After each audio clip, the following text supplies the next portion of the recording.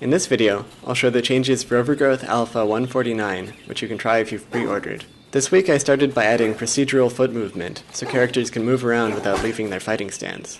This is really a cosmetic effect, since it doesn't change the movement speed or the player controls, but it helps the characters look more focused and intense.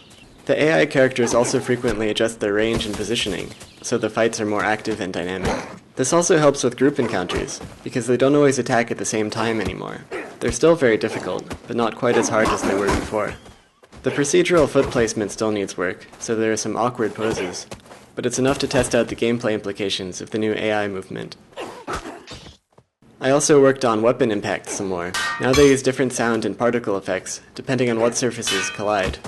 Weapons can have different materials along their length, so a spear blade can be made of metal, while the rest is made of wood. Weapons also get blood stuck to them when they cut flesh, which gets smeared out in the direction of the cut. At first I started by using the same effect as the dripping character blood, but that didn't look right. It actually looked more believable to have no animation at all, like you see here. I might add a more subtle dripping animation later, to make it look less static, but I think it works pretty well for now.